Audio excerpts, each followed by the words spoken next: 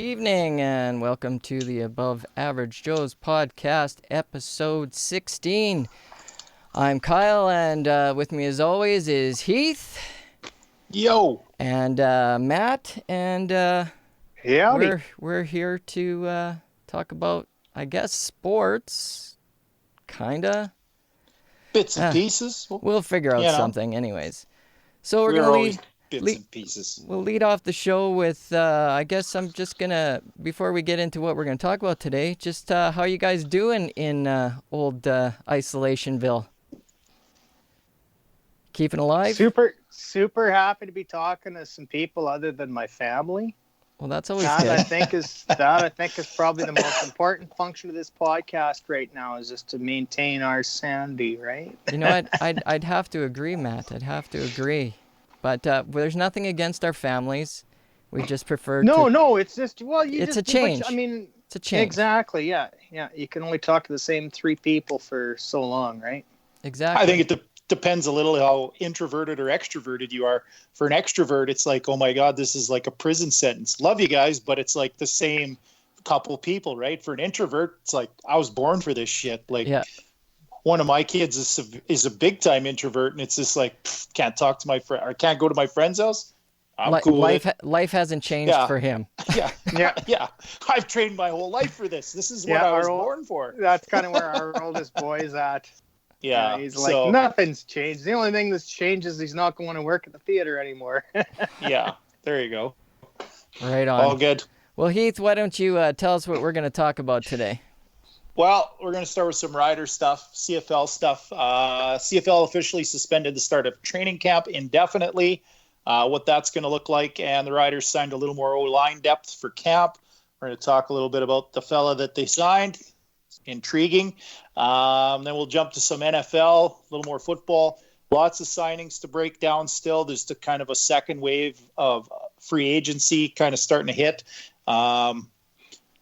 Goodell pulled a real power move on the draft. And we'll talk a little bit about a few teams I think that are loading up for a bit of a run if they actually get to a season. So, and then we'll talk NHL. We'll do some hockey companies are making some gear for some pandemics going on right now, which is pretty cool. Some other players tested positive for the COVID, for the Wuhan flu. And what I would be doing right now if I was an NHL GM, or any of us for that matter.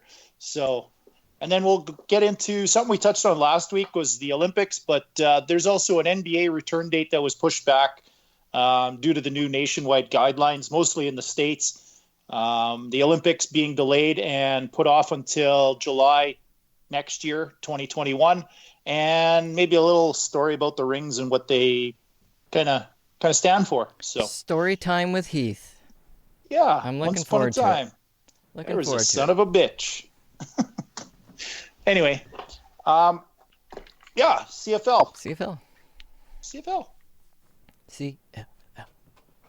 So, training scamps. Scamps.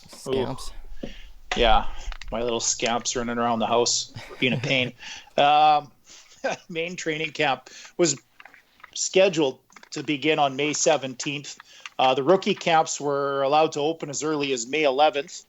The first preseason game was scheduled for the 24th, and the regular season, June 11th, was when it was going to all open. So there's quite a few dates there to digest, but rookie camps being May 11th, that was the earliest report date for any player, for any team, for any camp. Pretty much by the speculation, I mean, not that we're in the States, but I mean, their guidelines are extended all the way out to the 30th. Canada being probably in the same boat in terms of pandemic, how far into the curve or whatever you want to call it, are probably going to go through the same thing where mid-May is just not reasonable. So where does that actually put us? The CFL draft still going ahead on April 30th for now. For now. I would expect that's probably either going to go back to a conference call type setup like days gone by, years and years ago, like it always has been. They've pulled it off in the past, but TSN's done more to try to make it a bigger deal. like more of a television type spectacle. Yeah. Which just when you thought you were going to take that next step, guess what? Here we are. Back to the old way. Right. So, I mean, it's not that they're that far removed, I guess, from the days of a conference call that they could pull it off. But I just don't see where pulling it off on a conference call is in their best interest if there's just a bigger gap between the start of the season or training camp than is normal. So maybe pushing it back and maybe getting a better eyeball on a few of the athletes you're looking at drafting for those teams isn't a bad idea. So I think everything's going to get pushed back, man. Oh, yeah. Well, CFL, I'm hearing possibly Labor Day. Yeah, that's what I had heard too, that Labor Day was kind of a point that or a date they were talking to maybe plan towards. And 2 weeks ago, they were hoping the end of April. Yeah. Well, 2 weeks before that, they were hoping 2 weeks. Exactly. I honestly, man, I don't see a big event of any sort happening in North America till 2021. Yeah. Well, I'm guessing as we get into the fall, but I mean, it really depends and on how things go. And that's, just nobody knows at this point. And that's sort of the thing. I think part of it's going to really depend on is how fast we come down the backside of the curve. Like, all we're seeing is the upside, the forward facing side of the curve right now. And it's climbing. We don't know where it's leveling off. We don't know where it's going down. Right. But all these leagues are hopelessly optimistic as to, getting started. Hopelessly optimistic is a good term for that, because do you honestly think that as soon as we get over this hump, or this imaginary hump of whenever it is, that we're going to go back to filling 30,000 seat stadiums with people? No friggin' way. We're gonna. I think it'll take some time when people are very scared shitless. Even if we go back to a semi-normal, it's gonna be small gatherings because they don't want to flare up again. Like, I don't see. Right. And this talk of having empty stadiums, man. Well, in the CFL, that's almost unrealistic. It's impossible. It's a gate-driven league. It's becoming more and more dependent, or not dependent, more of a TV-driven league, right? The TV contract being a more and more substantial part of it, but they can't lose their gate revenue. No, they just can't. They can't. They're not in that position. The TV contract is what? And $4 million bucks. I don't think they have the deep pockets to survive it either, right? Like, they're like every small business. Except for the Argos, right? Yeah, the Argos will just be the they same don't have for any them. revenue to speak of. Well, fans. They've gotten by on 1,000 fans, and in a place like Skydome, well, they get 1,000 more. But you could do social distancing of like 60 feet in Skydome. That's 60. Yeah. For their crowd. Just sure. Every fifth seat. Yeah, exactly. Everybody gets their own section. Everybody, maybe as much as we're all hopeful and think this is going to be over, realistically, what people have to think, and it's really hard to adjust your thinking to this, but it not to take away from war, but it is a war. Mm-hmm. Like, you're in lockdown, the economy's scrambling, there's uncertainty all over. It's the same as a war, and we're all fighting this thing together, just like any nation would in a war. So it's a war of a different type, but at the same time, during war times, you see all the cancellations of championships, of leagues, things are suspended, put off, Major League Baseball was one, that kind of thing. Yeah, like, shit happens.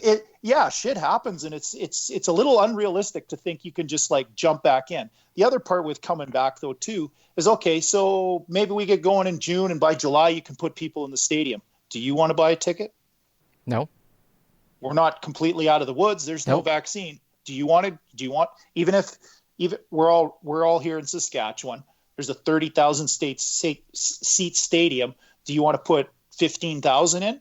Who's going to have extra cash to do that? 15,000. Even if you do you want to be one of those 15,000? No.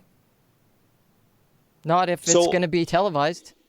Right. So between the economic downturn that it's going to pinch some wallets, right? But at the same time, there's still the fear of it in your back pocket. You're not, just because you're out of the woods doesn't mean you can't see trees. Like, there's going to be, I think, a little bit of hesitation to not just spend dollars, but to go back into those big settings, even if things are removed. You know what I mean? Mm-hmm. So as much as I think they want to get back going, the CFL, I think, has a good shot of having somewhat of a season. And I had heard they're going to save all the divisional games maybe till the end of the season. In the NFL, it's something we could do possibly even in the CFL, just play all the Western teams against each other, Eastern teams against each other. It makes for the travel requirements maybe to be a little less. If you're going to shorten the season, you may as well shorten your cost to your clubs because they're going to be all hurting too. So what's the big cost? Between player salaries and travel, that's the bulk of your seasonal costs, I would think. So maybe shortening it to just the division. A thought. That's an interesting idea. That's my thought. But you're going to be in save your cash mode as much as put out a product. Yeah. So, your crossover debate at that point is going to become even more interesting, eh? Well, if you haven't had any interdivisional play, right? That's a whole true. Different discussion. And what kind of Grey Cup do you have when you've never faced that opponent before? Exactly. It's like the times we're in right now. It's completely Don't you pretty wild. much have to play each team once, at least? You could, but I mean, at the same time, there's the economic side though too. That's the only reason I'm saying. No, I get that. Just the West or East, but I would think maybe everybody wants. I think everybody should really just start strapping in and preparing for no CFL season. Yeah. Well, I at least if it gets into the end of July, August. Season, but they could have a half a season. It's the other leagues that I think are basically wrapped up. Right. So it's out. See ya. So then you start the season right in the fall when this is supposed to flare back up again, even if you do get a lull in the summer. Well, and that's what they're talking, second waves, and nobody really knows if China's having a second wave. Nobody really knows if their first wave's over. You can't trust the data that's coming out of there. I wouldn't believe them either. I mean, and you see all these masks and gear that they're making all over the place. It's all getting returned because it's not good enough quality. Like it can't do the job. So they're all knockoffs, like, typical Chinese products, I guess, the cliche. We sent them the good stuff and they sent back the knockoffs. Yeah. So, there's all that to consider too. But I don't know. Me personally, I think if they can get going, like Maddie said, by Labor Day, you got something. You got something. I really hope you're right, because it's weird to turn on the sports channels and not see SportsCenter with highlights or anything. Yeah. Like, if you actually want any current news, you actually have to only go to the website, because I don't know, is SportsCenter even on? And if it is, when is it on? Well, couldn't tell you.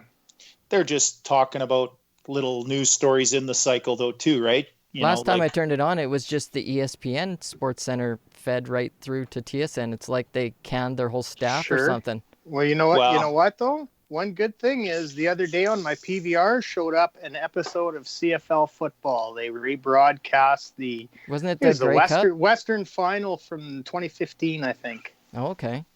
Edmonton, Calgary. Oh, did you hear? Joy, did you get excited watching your stamps? I haven't watched it yet, but I certainly intend to. Wow, did you guys Maddie's hard up. Well, watch a battle of Alberta. I haven't deleted it yet. Well, they showed the Dougie. There was some news about Dougie Gilmore finally watching the '93 games in '90. Well, that was his year. Do you have a big crying blanket? I don't know, man. It didn't really say too much, I guess, but it's pretty cool that he'd gone this long and it took this to make him actually sit down and watch it. But yeah, they're replaying all kinds of old games, which is. Was it him who got clipped by Gretzky? It's okay, but it kind of gets old fast too, right? So, yeah. Especially in today's world. Well, yeah. We want new. Give me something new. That is so 5 minutes ago. Yeah, that was so 3 seconds ago. Click, click, click, click. Yeah. Hey, but right we've at the got 6 fingertip. people that haven't clicked away yet, so I'm going to give them a shout out to the people that I can actually see that are watching. Derek, Okay. Joel, Aaron, and Clint. Hey, all. Or Ross, as we like to call him, as I confused people last week by calling Ichabod Ross, so... Rossi Roskins. We live in a weird and strange little world, us people in Regina. We call Ross the people by boss, names that their parents didn't give them. We don't care. The character from Goon, Ross the boss. Ross the boss. I think Ross got his motorcycle running today. Yeah. Nice. It was a beautiful day for some motorcycling, that's for sure. The old Virago. Just doing loops inside the garage. I can't go out. Yeah. Anyway, let's finish up on some CFL stuff. The Riders signed an American O-lineman, Cyrus Kwanjo. Big. He is a mountain of a man. Big. Oh. You'd like to do one of those like stand beside him things, Kyle, where he like puts his arm on your head, leans on you. 6'7", 320. That's a big boy. He's only 26 though. Played 5 seasons in the NFL. Came out early. Played 25 games, 7 starts at tackle. So he's long. He's tall. He's big. He looks like he tested pretty good as an athlete. I don't know why he hasn't quite put it all together at the pro level. That's probably why he played 1 year with Denver and 1 with the Lions after being drafted by the Bills. Is everybody sees the measurables and goes, geez, we got to figure out a way to get this guy to play, right? But like not everybody can make it work. Right. He's got it all on paper. Maybe the right coach can do it. Yeah. Maybe here it'll work out. And at 26, he could be here a while. It's one thing to bring guys in and beef up the depth and bring them in for camp and get them into your system. But 26 is young enough that if he does come and he does stick, you can get some really good years out of him, some prime years. So he was a 2-time national champ at Alabama. So, second round pick. Knows how to win anyways. Draft.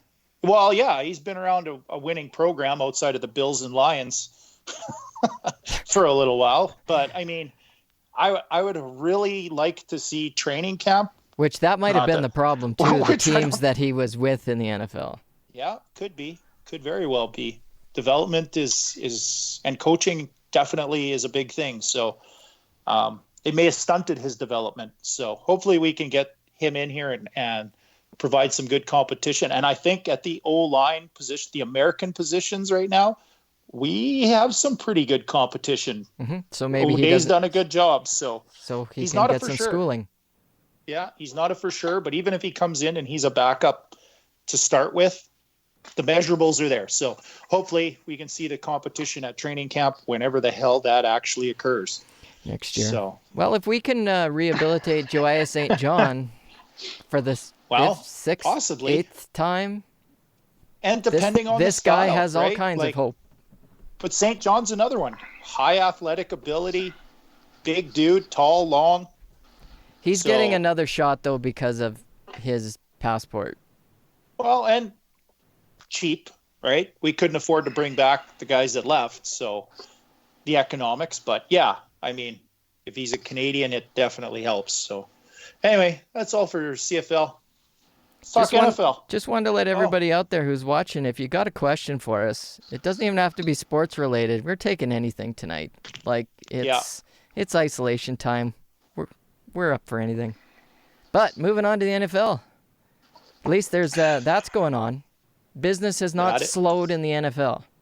Not and if Roger Goodell has anything to say about it, it won't. We talked about it last week, where Cam Newton was going to go, who's going to trade for him, all that. He was cut the next day. Mm-hmm. So, Cam Newton, where does he go next? Dude, I think he's in top, We're just going to assume, for this conversation, he's healthy. Okay, the Chargers are the only team I think that can make it work. Economically or and system. Yeah. That is it. I heard some people saying Denver. That makes no sense to me. No. The Patriots, does not make sense to me. Denver's looking for another receiver just so they can get the most out of their young guy. They're playing the young guy. Right. They're playing the young guy. There's no way about it. So, and Cam wouldn't potentially as a thrower give them an upgrade. Cam's not a thrower of the football. Well, the first thing is Cam a starter? Can Cam start? Cam, if he's healthy, right. I think he can start. Okay. I think he's one of the top 32 guys out there. So who needs a starter? He should be able to start. That's where I think the Jags. I think Jags the Jags can't afford him. Well, that's kind of the issue, but. And I think they're tanking. Do you think they're tanking? Yeah. They want your Camaro driving boyfriend there. They want Trevor. Yeah. But did you see, speaking of Tigers, because we know how well tanking works when you actually have to play the games and shit. Yeah. Well, did you see Minshew do his little photo shoot there with the Jaguar, the Jaguar King? I can't say I follow the Jaguars sporting news. He knocked off the Netflix show, the Tiger King, the pose, or he did it with a jet. It was pretty cool. Look it up after. Look it up. I got a good chuckle. He's such a good sport. He's such a character. So, yeah, he's worth a follow if you're out there looking for somebody on Twitter or whatever. I'll have to check that out. He's pretty unique guy. But if the Jags can fit him in, I actually think he could fit there in terms of a starter. Get a little more time for Minshew to learn. A 1-year guy, prove it deal. But like you said, they're probably trying to tank. So how does Cam really fit into that plan? Yeah. I don't know. So what about Washington? Yeah, buddy Ron. Riverboat Ron was rumored to be a guy that they were kind of looking, but then they just traded for Allen, who was in Carolina last year starting games. Washington just dealt for him, so it's there is a familiar guy there now. So maybe they make a great pair. Maybe no, and that's very duo, much right? Yeah. Very much could be the case. I think it'll come down to how much they actually think of Haskins. He was last regime's guy, and usually you want to cook, you want to get the groceries, right? So yeah, no, very valid landing spot for him there, Matty. Never really thought of that one. So, but yeah, it's pretty much the Chargers of teams that have talent and want to win now or contend. Well, what do you think it's going to cost anybody to get him? What's the minimum you could get Cam for? Basically, what would he play for? Still probably going to be 20, 25? So depends on how long you wait, maybe. That would be the cheapest? If he's on a 1-year deal and a prove it deal, I think that 17 to 22, 23 would be a good range. The Andy Dalton kind of range of a decent starter. And on a 1-year deal, he's just going to look to cash in next year. And would you sign that deal without being able to work him out? If he's not healthy, if I can't actually check if he's healthy. Right. Which is where everybody's sitting right now. If I'm the Chargers, I stick with Tyrod Taylor and draft a guy. And that's going to be the problem. It's the same thing with Jameis. Does Cam wait for... Yeah, and he's another one. Do they wait for Cam or somebody getting hurt? I think people just want to work them out. Nobody wants to buy sight unseen, especially when you're going to spend, like you said, 17 million plus. Yeah. That's roster changing, right? Well, and you don't go get a quarterback like Cam thinking, I'm going to tank. Chances are you're going to have a worse off starter already in the books, right? So I don't know. I'm not sure where he fits in. I think he might end up sitting for a long time and mid-season getting on a team for way less than 17. Yeah, but only to prove it. If you're a mid-season pickup, you already know that the season is probably out of reach at that point. But has anybody come in, changed their quarterback mid-season, like some guy who hasn't even been with the team and gone on to... Last I can remember is Vinny Testaverde getting off his couch and next week starting. And he was 40-some. but they won one game. Like, I mean, you're not going to make a playoff run with a guy you bring in halfway through the season. Well, I mean, if you're somebody like the Colts and a guy like Rivers goes down and you got 8-10 games left, maybe a guy like Newton's the way to go because he is a vet. Newton know that system? He can get you through. Well, if like he's been in the way the he's NFL... been in 4 systems in 7 or 8 years. I mean, I'd rather trust the veteran than some guy, some rando, 5th round pick that I got last year. Even though they've been in your room all year. It would be a conversation I think you have to have. Put it that way. I guess it all at the end of the day comes down to whether he's healthy or not. Right. And that's sort of the thing for him. Actually waiting till mid-season is probably beneficial to him in more ways than one. He can sign with somebody mid-season, and potentially he's going to be signing with somebody because of the injury at the starting quarterback position. So he's going to get to come in and immediately showcase, and it could be on a pretty decent team, which also helps him. But he also gets to sit a little longer and get healthy. And that's more important than anything for him. For a guy who plays that style, him being healthy, like fully 100% healthy, is probably his best benefit. So when he gets the opportunity, he can max it out. Yeah. So I don't know that he would sign for pennies, put it that way. But somebody completely out of left field that could come in and sign the guy that we don't think needs a starter could. I mean, what if you're the Philadelphia Eagles? You don't need him as a starter, but if you can get him for $10 million with Carson Wentz's injury history, maybe not a bad guy. Yeah, maybe.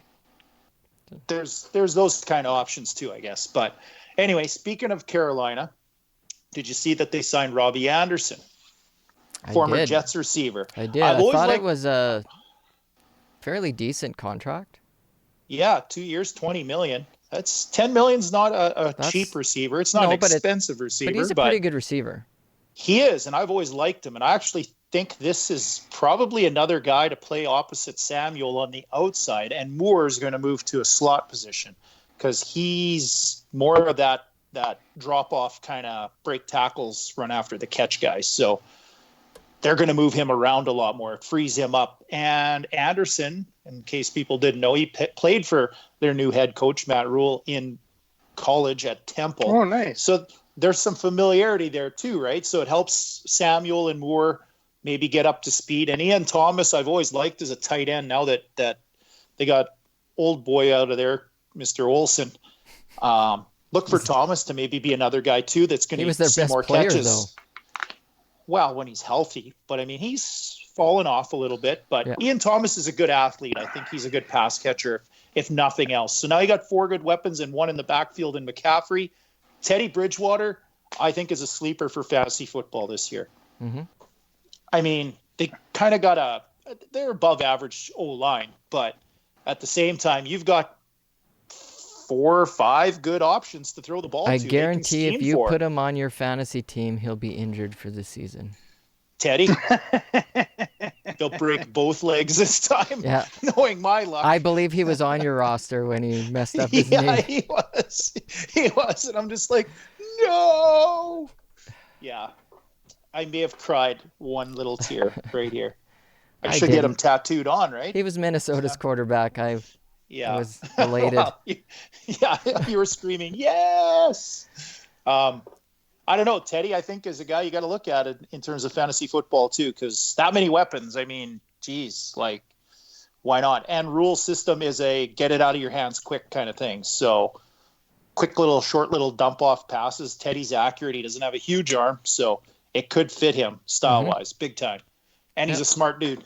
And he spent some time with Drew, so yeah, I'm sure he learned something. Probably enhances what's between his ears. So, speaking of Anderson, one more time though, the guy they signed in New York to replace him was Rashad Perryman, yeah, and he'd been kicking around a few practice rosters the last couple of years. He's a kind of coming out. He's kind of highly touted kind of guy. But you're going from practice rosters to the Bucks, who threw it deep, and he's a stretch guy, so it worked out pretty good statistically for the last 6 weeks. But 1 year, $8 million. Do you give a guy $8 million after he'd been kicking around most of the last 2 years on a practice roster for 6 weeks of production with a vertical offense that turned the ball over a lot? Like, yeah, $8 million seems a little rich. It sounds very Jet-like. It sounds like they didn't expect Anderson to leave, and they just said, "Well, we got a lot of money. What do we do? Replace somebody right now." It was put it on the stock market or go get this backup. Well, AB's available. They could have got him.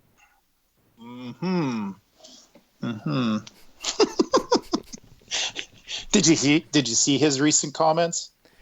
I just saw that basically nobody wants to touch him, especially Arians. He was shit talking Julio.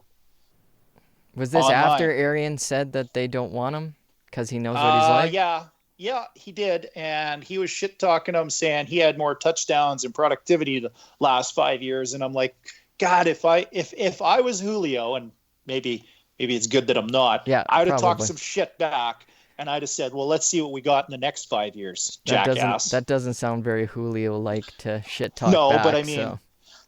You know me. You know me. I don't take it laying down. I'd take a shot back.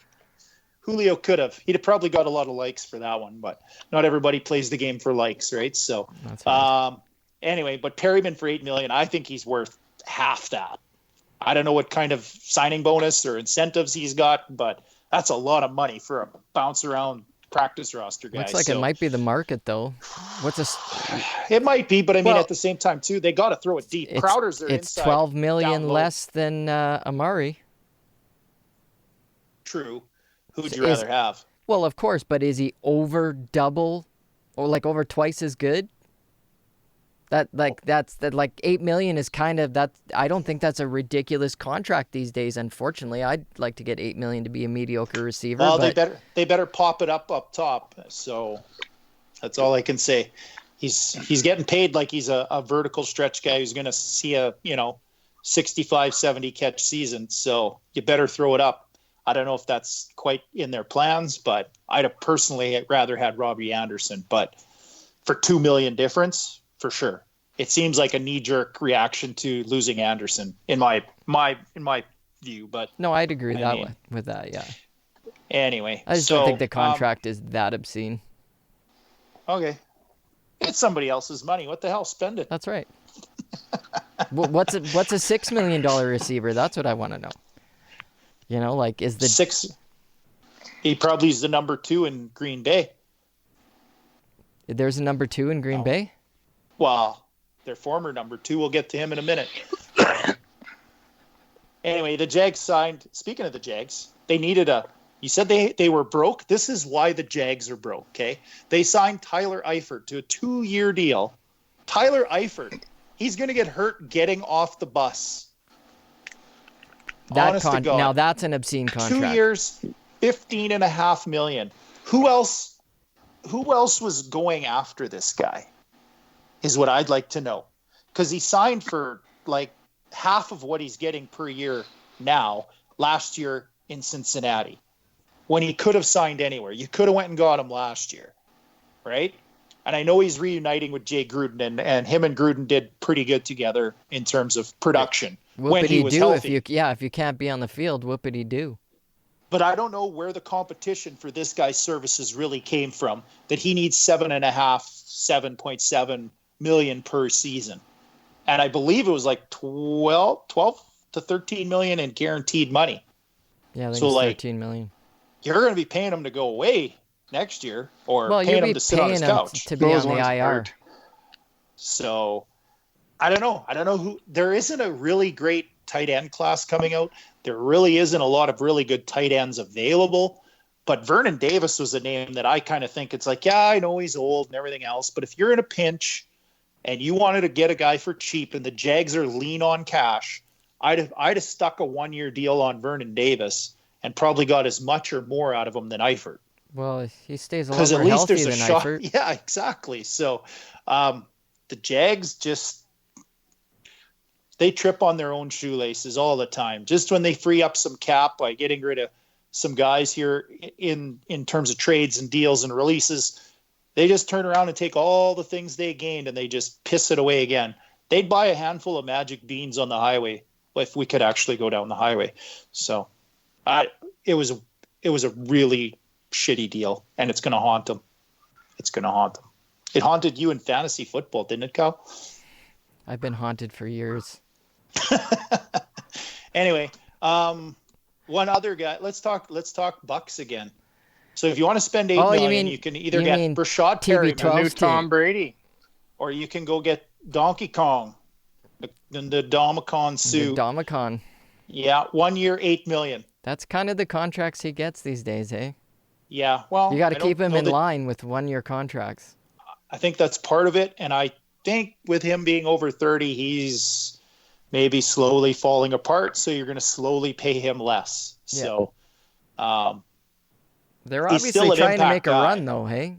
Oh, for sure. I mean, Sue is still a force inside. He still commands a double team. You know, you can't just leave him there thinking you can handle him one-on-one all game long, unless you got a pretty special guard.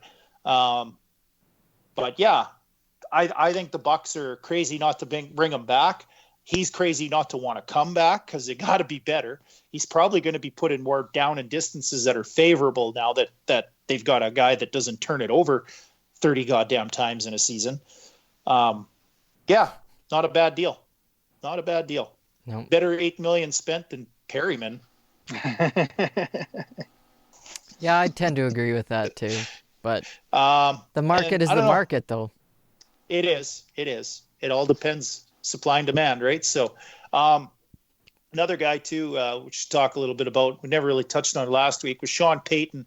He tested positive for the Wuhan.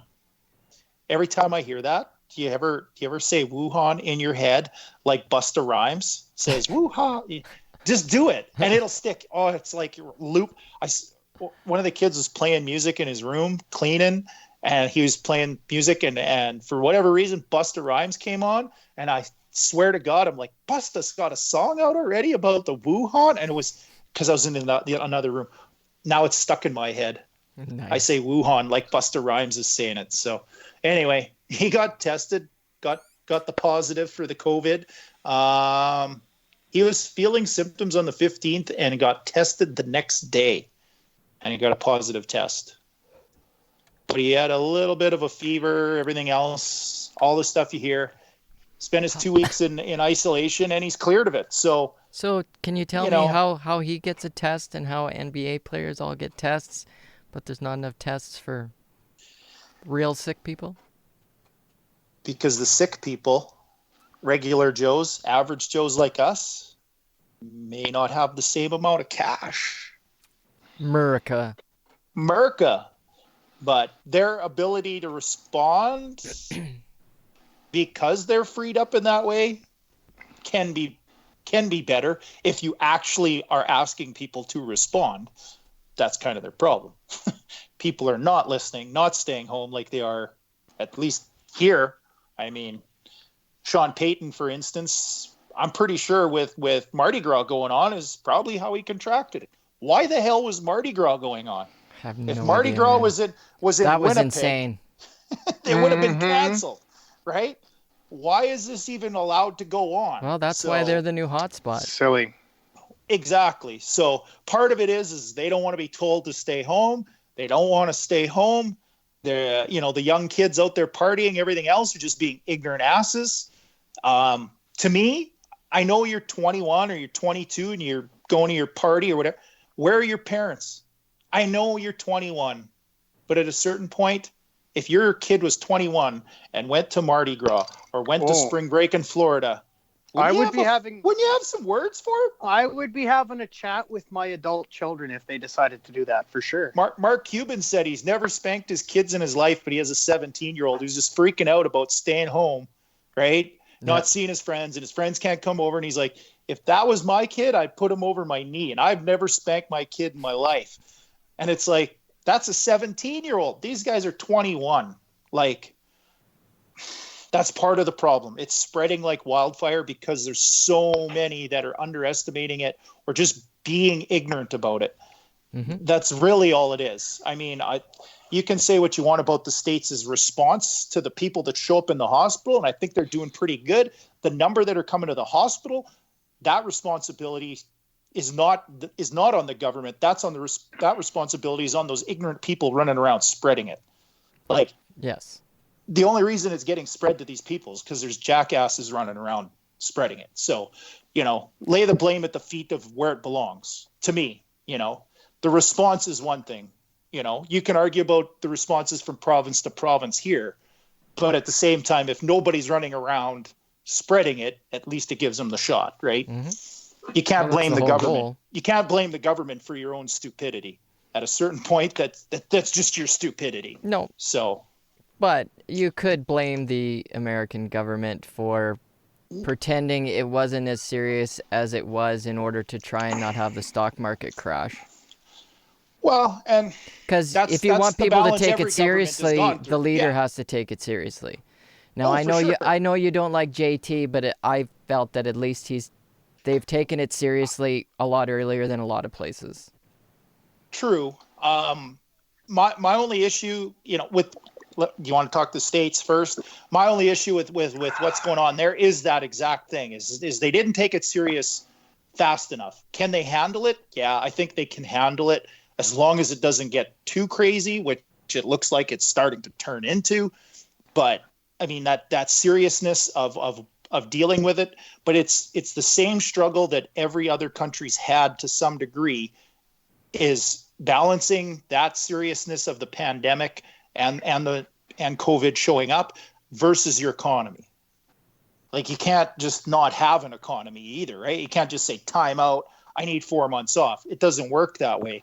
So the economic drivers in the States are a lot more powerful than here. He's a lot more about economics as a leader. So he's going to weight it a little different in his decision making. Here, in some ways, it's good that we have a guy who doesn't really give a shit about business or have the business savvy or mind, because he doesn't have to balance it. Well, he doesn't. He just doesn't. But he doesn't balance it the same way. It isn't the same thought process. It isn't the same considerations. In times like this, you need a guy who's maybe a little more sympathetic to the human cause, not just to the dollar. I think that's pretty helpful right now. And even your good buddy Doug Ford in Ontario, I think, is doing a pretty damn good job of doing what a leader's supposed to do. Right. And actually, you know what? Looking across the board, you can say what you want about a guy like Legault or John or Horgan in BC. All of them are doing a good job, and everybody in between, Mo and Kenny. And like the biggest difference, I think, is at the end of it all, is you've got a more sympathetic people in Canada. Canadians are apologize first type people. That's just the reputation. It's a cliche to some degree, but it's also true. We're going to look out for each other. It's more neighborly, I guess. I don't know. It's that sense of community maybe being higher, or that helpful spirit, or whatever you want to call it. It's really hard to nail down, but I mean, as a Canadian, I think you guys both know what I mean. Yep. Absolutely. Yep. So we can put our bullshit aside and just say, dude, you're hard up. I'm going to help you. And that's kind of been the response. I'm going to do the right thing, So we're a hardy bunch, and I don't think we're scared to stay indoors for a little while, even if the government tells you to do it. It's like, I don't want to be responsible for this shit getting crazy. So I'm going to do my part. We'll all pitch in, It seems like a good segue into the people and companies that have been doing some cool stuff. Yeah. Well, do you guys want to jump through some NFL stuff, or do you want to go to the NHL stuff? Because I want to talk a little bit about Roger Goodell's power move with COVID. Okay, let's talk about that, and then we'll bump over to the good things that some companies are doing. Well, Goodell, we all know Goodell's a power trippy guy. Well, when you're making $45 million a year, you can get a little power trippy. But I think he's kind of got a little bit of a God complex. Sometimes I like the fact that he kicks the odd player's ass, because the odd player needs a good kick in the ass, and he's not scared to, take off his belt and give him one. It's not going to spank him. There were some owners, though, too. They're not wanting to move the draft, which was slated to go on April 30th. The the U.S. just changed its isolation rules to extend till the end of April. So I don't know how they're going to pull this off with those rules. I think they have to move it. But a large number of the general managers out there said, no, you can't even have it April 30th before the isolation rules changed. Goodell just basically said, too damn bad. It's happening. And if you say anything and don't talk about it, that was the part that's a little disturbing. You are subject to being fined and or disciplined if you talk about it publicly. Your dissatisfaction with it. To me, that's a tyrant. And in these times, we don't need a tyrant. No, you need strong leadership. That signals some sort of problems for sure. And I think it stems back to his being a little bit of a God complex, power trippy guy, right? Protect the shield, protect the brand at all costs. And I mean, to me, it's a really bad look for your league. Mm-hmm. It really, really is. I know everybody wants sports and some normalcy back in their life, but that's no way to go about it. Jeopardizing lives, pushing stuff through. And what kind of situation is he putting all those GMs and those staffs and those war rooms in? How are they going to get together and discuss players? And I'm sure they're discussing guys as best they can. But I mean, they can't do psychiatric or physical testing of any player right now. Yeah, you can barely do interviewing.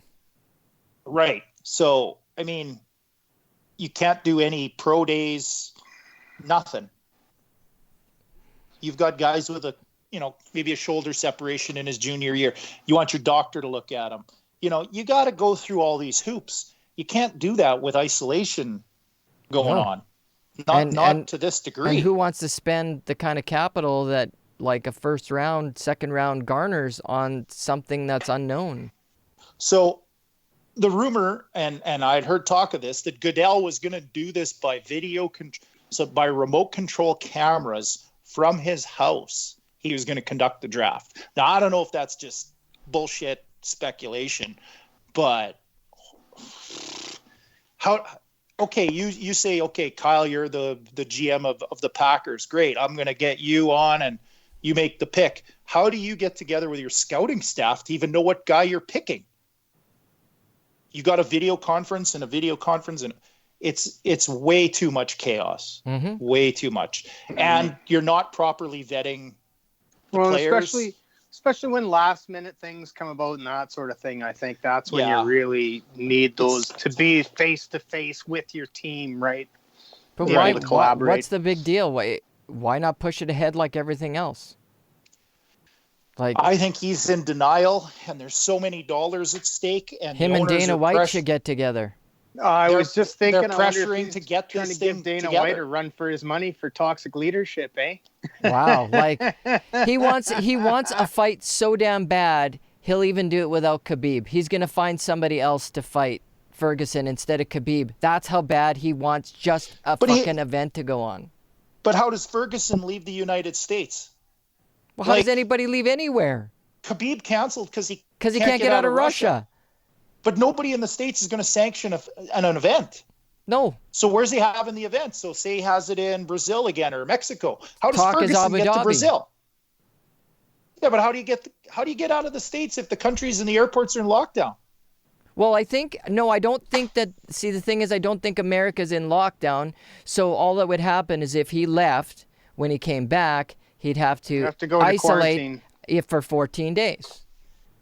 Fair enough, but not every guy's coming from the States. What if there's a Canadian fighting? He can't get out. Maybe you got another guy from Germany. He can't get out. Yeah, that's the thing. I think Dana will do. Canadians are smart enough not to. Dana will do whatever it takes to have a fight. Cowboy said he'd fight. Another guy said, "Oh, I'll fight. I'm up for anything." Guys will do what they need to do, right? Those athletes are not. Now, it's maybe going to sound a little awkward, but they're not the same kind of athlete. There takes a special kind of crazy to go in there and knock the shit out of another guy like those guys do. They're brave dudes. They'll face all kinds of punishment. So, I mean, for them, yeah, I'll do it. Fucking yeah, I'll go. Like, you can't base it on the athlete's willingness. Mm-hmm. Those guys are huge risk takers as it is. But their boss wants it at all costs. So right. Sounds pretty good when you're jumping to, hey, the boss says he needs somebody. Hey, put it in my hand. Here, I'll do it. Well, and it's the same as a parent. I mean, you got some kind of crazy kid who's like, he'll jump off the second story of the house into the swimming pool. Fuck it. He'll do it. He doesn't care. He's 13 and nuts, right? He'll try to drive, 2 miles on the back wheel of a dirt bike on a highway, no helmet on. They're crazy kids out there. And the parents are the ones that are going to be like, hold the fuck on. And that's what Dana is in this whole thing. He's got to act a little bit like a parent because those guys are all willing. They're always ready to go, willing to go. He's not acting like their parent right now. He's acting like their best friend. Well, in that risk-taking scenario, right, with your buddies and. Yeah, to me, Dana's got to be a parent and look out some days for the guys he's supposed to look out for. And Goodell, the same thing. And we're talking about how Trump was a little too worried about the economics and the economy. These guys are even more so. They're in flat out denial as to what's going on around them. Mm-hmm. Very naive, very arrogant. Yeah. And you hear all the talk about the Hollywood elites and how this is, they're not essential all of a sudden, like who's taking your word for it? It's time to shut up, right? You're living in a bubble. You're not in here with the regular guys. Same thing goes for Goodell right now. You got to be a little more of a regular person and get off your high horse and just realize what the whole fucking world's going through. And not put your athletes in harm's way, not put your potential employees in harm's way. So, don't give a shit. It's them and the UFC both. I love their product. I'm a huge fight guy and I'm a huge NFL guy, and I am very disappointed in their leadership more than I am any political leader for that matter. So, we're going to talk just shortly about that, but that was probably 5 or 6 minutes. No. Anyway, NHL. Let's talk about more pandemic. Why not? Who doesn't get enough of that in the news cycle? A lot of people probably have heard by now that Bauer is making face shields to send to frontline people to help on the pandemic. And that was amazing. I mean, they make visors and all that kind of stuff. So they changed their plant around and they're ready to rock, and they're going to put out, I can't remember how many thousands of shields, but they're kind of a different with a strap and some foam in the front and, typical, kind of shield. They look like exactly what they need.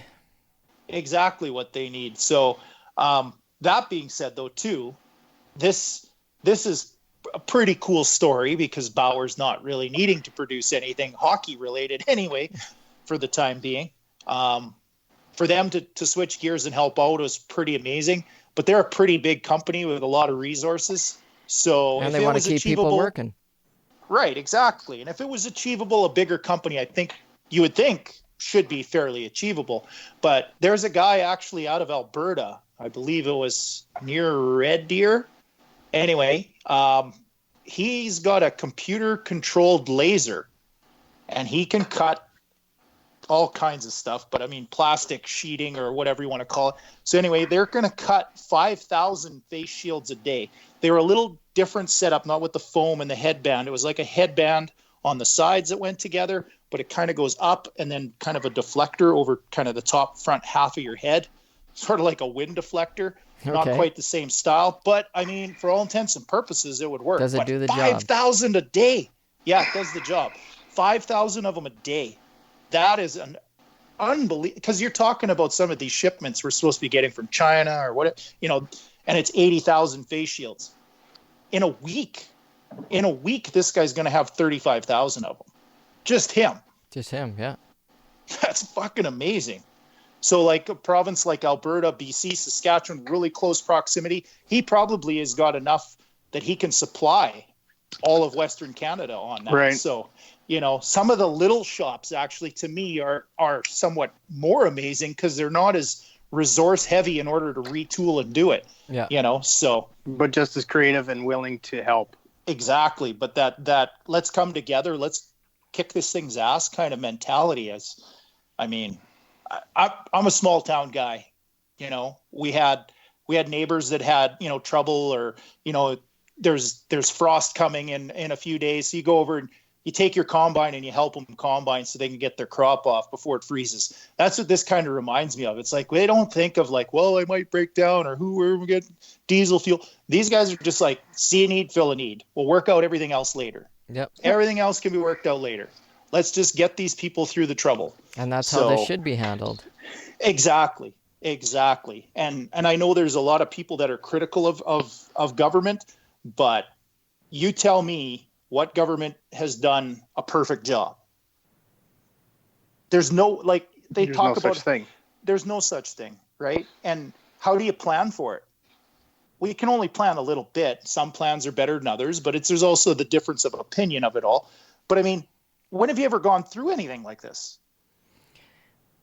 In the modern 2003. era, not to this extent though, but if you really want to get into a conversation how after SARS in 2003, when they started working on vaccines, and then when they thought, oh, it's not coming back, let's just stop working on vaccines, would have probably helped a lot right now if we spent the last 15 to 17 years working on vaccines. So that's we're underestimating it though too. And it's like, we kind of had this before. It wasn't as it's easy to take it maybe not as serious, because it's like, well, the last one wasn't as this one's fucking crazy. And the next one will be crazier. So are we going to learn from our mistakes? Right. And that's what some of these guys are a little underprepared maybe in some ways, because the last one was supposed to be a bigger deal than it was, and it never materialized that way, or for whatever reason. But this one's the real deal, man. This is some real crazy shit. So yeah, but I mean, to completely shit on any government, they're all just trying to do the best they bloody can, right? People bitching online, and look, Canadians, right? We'll just talk there. $82 billion. Where's the money coming from? Well, you got a better fucking idea? Yeah, don't worry about it. You got a better idea? It doesn't matter right now. We're going to pretend it doesn't exist. I'll go to work. Everybody gets sick. Like, there's a dramatic difference between 1% of the population dying and 5% of the population dying. You could be one of that 4% difference. Mm-hmm. Everybody on the show, or anybody watching the show, probably knows 400 or 500 different people. Subtract 15 of them. That'd be pretty Subtract shitty. 25 of them. There's your percentages, right? I mean, you're in that, and it's totally random. It's totally random. So stop criticizing governments. They're just trying to figure it out themselves. There's no perfect answer. There's no perfect plan. And stay home if you need to. Just do like these sporting goods outfits and try to just come together and find solutions. Bitching doesn't help at this point. Certainly doesn't. Just find a solution. Moving forward, the rear view mirror is always going to be there, right? So, and the other one too is another hockey related. You'll love this because they're a goaltending outfit. Bryant Sporting Goods is retooling their shop to produce hospital gowns, repurpose hospital gowns. They're repurposing hospital bed sheets. I said gowns, didn't I? They're making gowns. Out of bed sheets. Yeah, and they're they've got a large industrial sewing shop for sewing goalie equipment, that kind of thing. So they're retooling too, just to help out through the whole thing. Nice. So a lot of the stories though that I've read are either smaller guys, smaller outfits like the guy in Alberta, or seemingly, and maybe I'm just a little bit, got the goggles on, but it's hockey companies. Oh, the car manufacturers are retooling to build ventilators, and I think it just depends where you're coming from. But I think everybody's chipping in, man. I really do. I think all sectors except maybe the UFC. I'm not sure what they're giving to society right at the moment. Well, they're making Dana White, everybody's you're being a dick. eyebrow going up. Yeah. Oh, and his comments the other day about how he doesn't care if he says, if coronavirus gets me, it gets me. I'm not going to sit here and hide and Oh my God, it was This just is gross listening to the ignorance coming from his mouth. Yeah. Well, But like, meathead. I know you live in he's in a very macho bubble there with what he does, but oh man, Yeah, that this was virus doesn't so care. ridiculous. It doesn't it care. doesn't care. It's like to me, you got to treat it the same way as cancer. You can be the toughest son of a bitch out there, but it doesn't mean you're going to fight it any better than anybody else. Tough has nothing to do with this. No. Right? Like trying to pull the tough guy card. Like, yeah, you're totally right, Matt. I thought the exact same thing when I heard his comments. Oh, it's so like, ignorant. Quit with the tough guy shit. Like this, it has no bearing on the situation whatsoever. Yeah, so, it just shows you know not of what you speak. Yeah, like leave it to the pros, man. Leave it to the pros. The chief medical officer. And actually, that's what I found the do. most impressive is these friggin' talking heads leaders are leaving it up to the professionals. Yeah, they're like, and here, how unlike Trump, Trump this? comes and says a bunch of shit, and then the professional has to come on and correct everything right after him. Well, the beauty of it is some of these guys, they love their spotlight, but they love their spotlight. You know, whether it's our leader or the U.S. leader, right? Trump and Trudeau love their selfies. Mm-hmm. They love their camera time. They love their FaceTime with the media, and they're stepping aside to let somebody else talk. That's not the typical for them. But I mean, they're both smart enough to know that they gotta step aside. These guys are the guys everyone wants to hear, right? Because that's the only way you're going to reassure people and calm them down. Your words aren't going to calm them down. Or try it or make it serious, right? Exactly. But good on them though.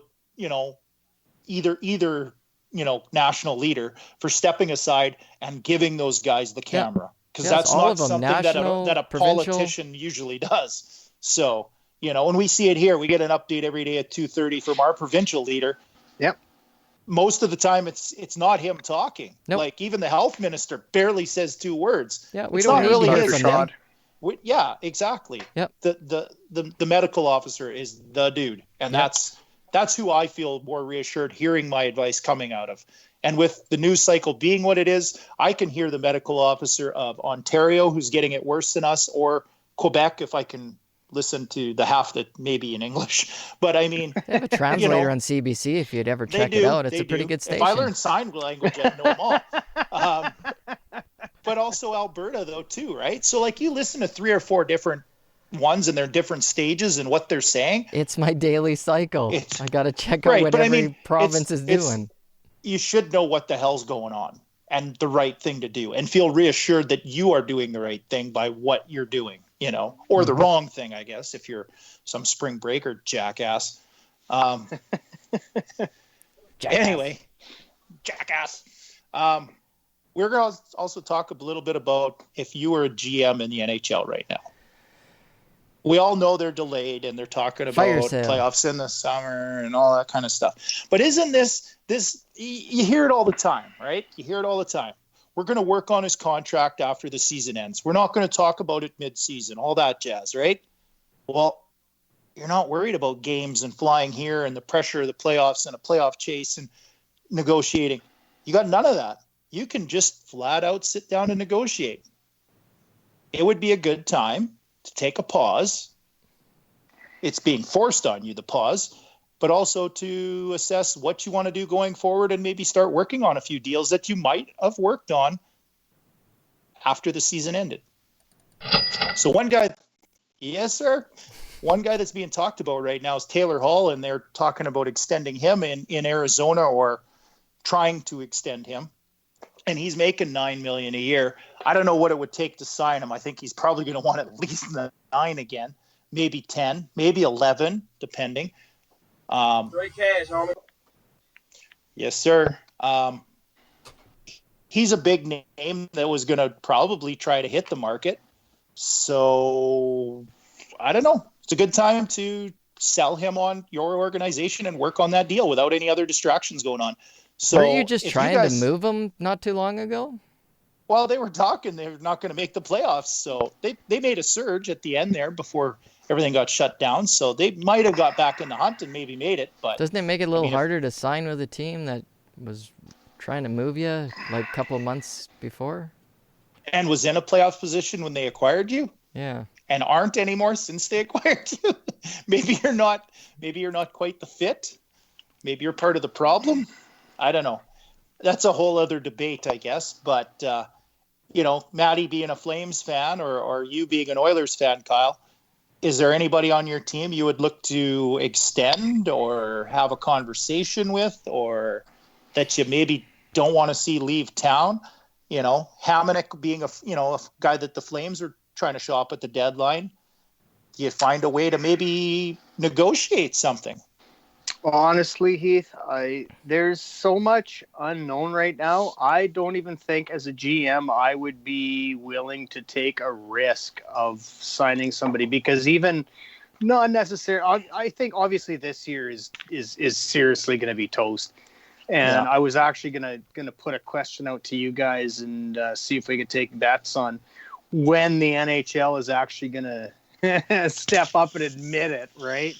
That it's over. But even past this season, I mean, like Kyle was saying, I mean, if we're looking at 2021 before stuff starts, that's next hockey season too, right?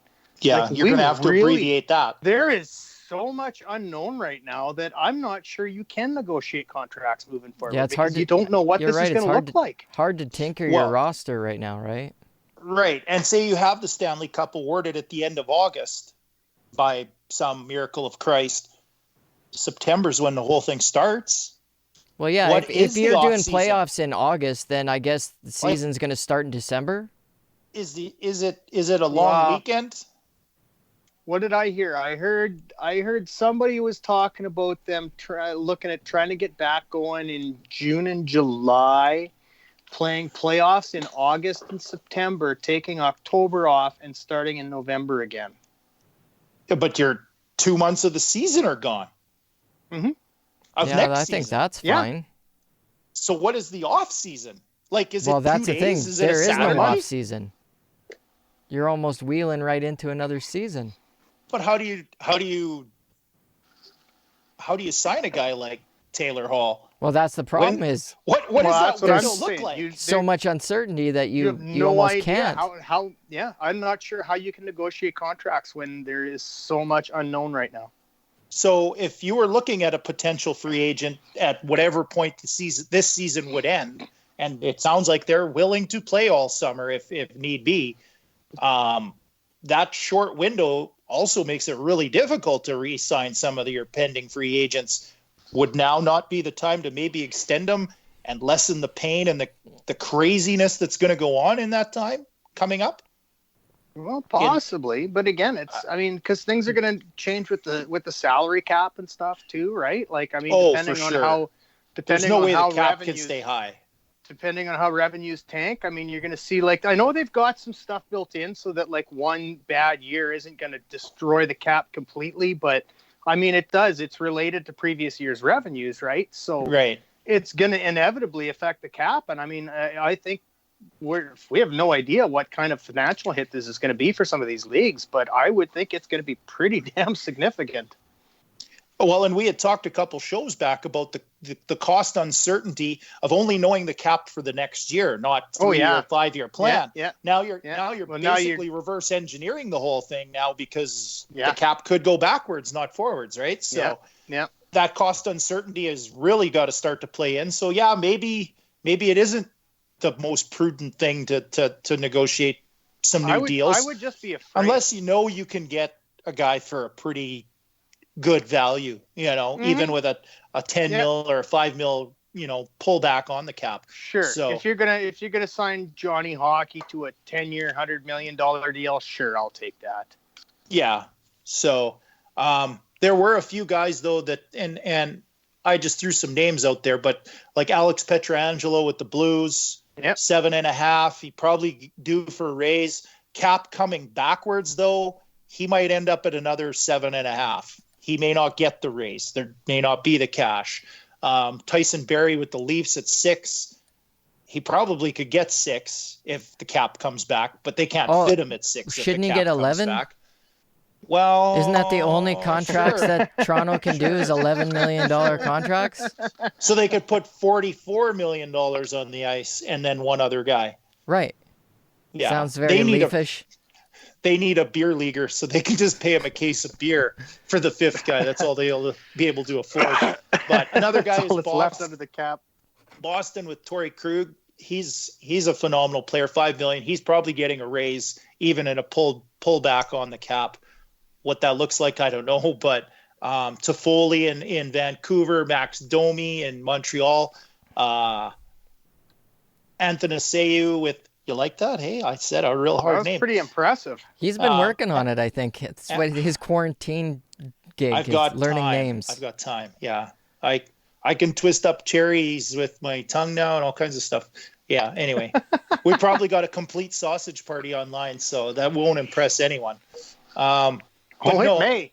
Edmonton, he's a restricted free agent, and Athanasiou at $3 million.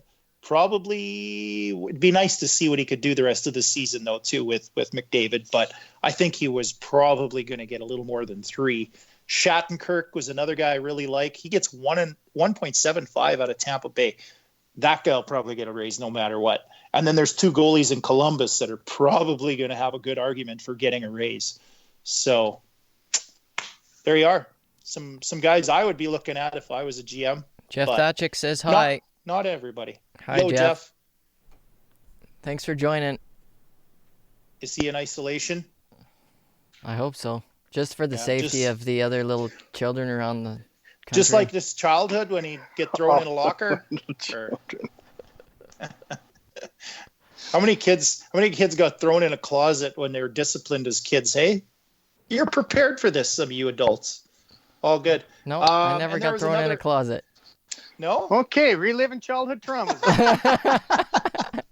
I got locked in a grain bin once, but it wasn't on purpose. By your parent or your brother? It wasn't. No, we used to sweep them out. We used to sweep them out by hand, and you just throw it out the door, and then you put the door together so it's ready for grain in the fall. So anyway, we're out there, and it's like 35 above. You're just sweating your bag off, right? Dust all over. You know, basically you got black mouth, black nose because you're sucking in all this dirt. But anyway, they put the bin door together, and I was still at the back of the bin, and it was a pretty good sized bin, and I was still sweeping. Well, it just keeps getting darker and darker. Well, they put the whole thing together, close the door, done. And I'm sitting inside the bin like, holy fuck, is it dark? What's going on? Oh, they closed the door. Well, they took off for lunch on the quad runner. Well, that thing's running. They can't hear me banging on the bin. Then they go all the way back to the yard. They ate lunch, and it's like, why isn't Heath coming for lunch? That guy never misses goddamn lunch. Came back out, banging on the bin. Oh, yeah. I have 2 younger brothers, and they both caught hell that day. Was it a hot day? It was like 30-some above in the middle of July. I got locked in a bin, and I thought it was on purpose. Warm. So I was already pissed off because I thought it was on purpose. I missed out on lunch. Right? Oh, jeez. And nobody Bad came. Day for Heath. Yeah, well, I wasn't that wore out that I couldn't kick their ass right there by the bins, but I mean, it took a good solid hour and some before they figured out I wasn't there. Where is he? Why isn't he coming? Anyway, it's enough about that. Beating the shit out of your brother. That was a great story. Well, you're always good for a story or two. And as you can tell, this face has been punched a few times. They got a few licks in, for anybody who's wondering. Second Avs player got tested for the Wuhan and was positive. You guys see that? Yeah. Yeah. Now I got a little theory on some of these NHLers. There's a couple of Senators now and a couple of Avs Kachuk's players. Got it. And there's a couple of guys who got it in the NBA, right? Now, Kevin Durant being the only NBA guy that I know that's 30 plus. So we're talking about spring breakers and the Mardi Gras goers and everything else, right? Mm-hmm. I'm not sure who got it with the Avs, the first or the second case. There's rumors, but nothing confirmed. But usually the younger guys live together, right? Couple of young guys, they'll board together, they'll room together, whatever. And they're also the most likely to go out and party and not take it serious and everything else. So who do you think is most likely to get it? Probably those guys. Yeah. Mm-hmm. So it kind of makes me think that some of these guys being on the younger side, or a vast majority of these guys being on the younger side that are getting it, NBA, NHL, are for those exact reasons we talked about earlier, is they're the most likely to not want to socially isolate and get out and enjoy their money and enjoy the town and do all that stuff, right? So it's also a little bit reckless, and hopefully none of them get hurt, but it's more the point that they're out hurting other people potentially if that was the case, right? So pretty tough to be a millionaire, 23, be staring at 2 months off and say, yeah, I'm going to stay home. Yeah, maybe not. Right? It's not a very long off season. Not staring at a potentially long off season when it actually gets finished up, if it does. So you're going to enjoy your time now. Jeff says NHL rookies bored with an experienced guy, and he says they meet a lot of people. Yeah, which they do. That does happen. It. It does happen, but not all the time, though. There are guys that do board as young guys together. Mm-hmm. It's not in every. You've got a young team. There might only be a couple of over 30 guys on the team. So not everybody can live at Patty Marlowe's house. They can't? No. It'd be pretty cool though. But anyway, so yeah, no, valid point by Jeff, but I'm just hoping that's not the case as to why they're getting it, or that they would be potentially guys to spread it. So and then the Olympics. Do you guys want to talk about the Olympics? It was put off till 2021. Not a surprise. They really tried to push that off as much as they could, but they were left with no choice. Canada that kind of guilted them into the whole thing. Hand, for sure. But it was inevitable anyways. It was happening. Right. So, I mean, not that it's a huge deal, but I mean, the Olympics in its current form, or somewhat more current form, it's only been about 150 years, and they've not had it a couple of times because of different things. So, I mean, if they would have flat out canceled it, I would have understood. A lot of people would have understood. Mm-hmm. But there's just too much financial reasons and investment as to why they several don't. Billion reasons. Right. And they need that potential payoff, I guess, coming back. So, and for the athletes. And for the athletes too. Yeah. Always want that shot at glory, especially when it's 4 years apart, those opportunities. Mm-hmm. So, anyway, the interlocking of the rings. You ever see when they draw the Olympic rings and they're not interlocked?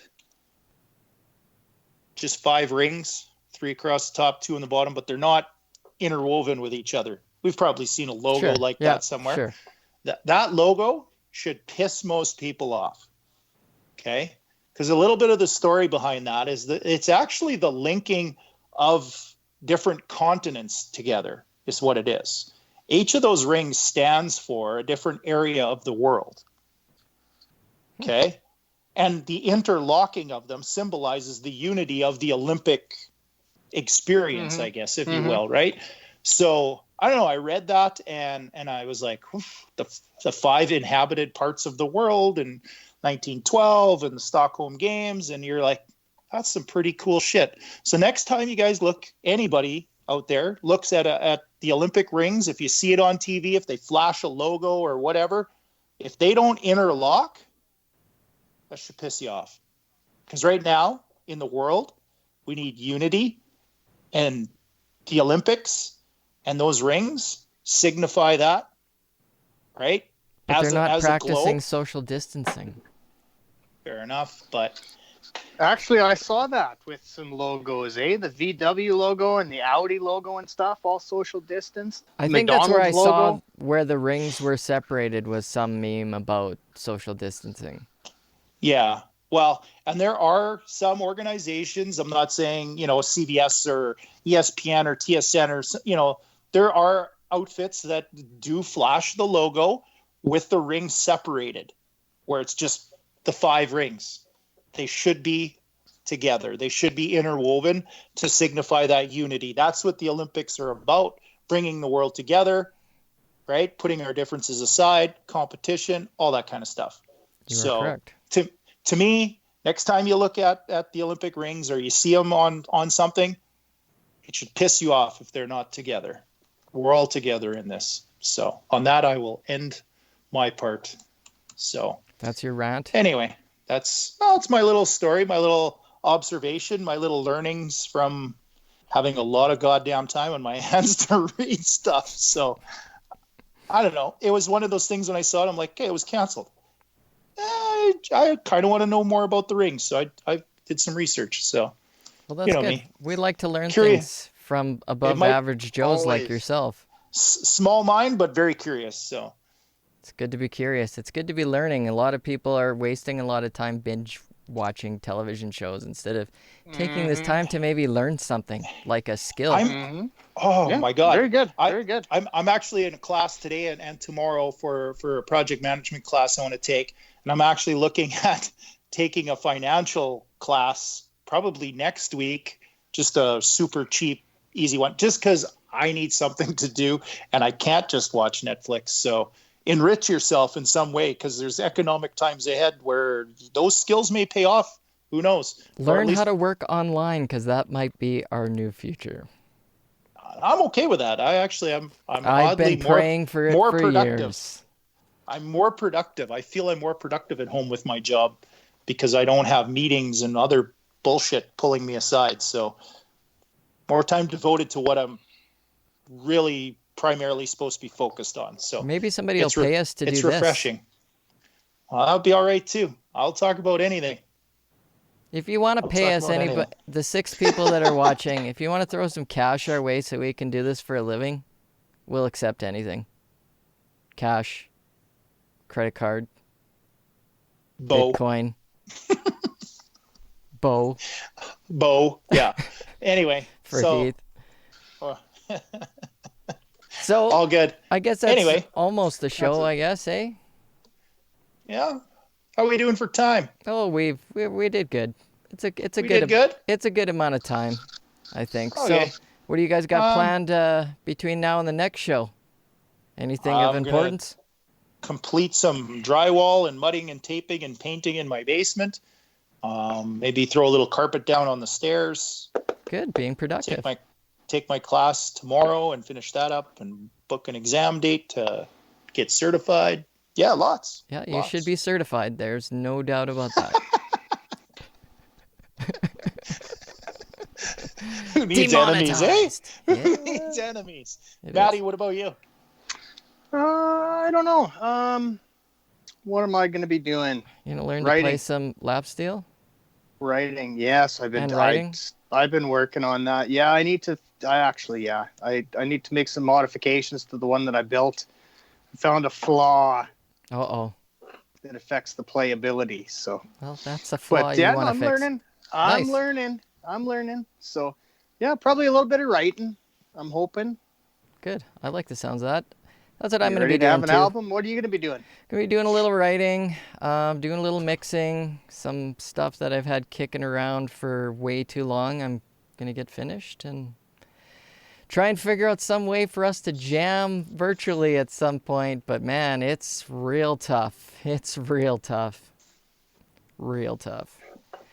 But until next week, we are the Above Average Joes, and we'll see you next week. I'm Kyle. Heath. I'm Matt. And we'll catch you laters. Laters. Laters. Laters.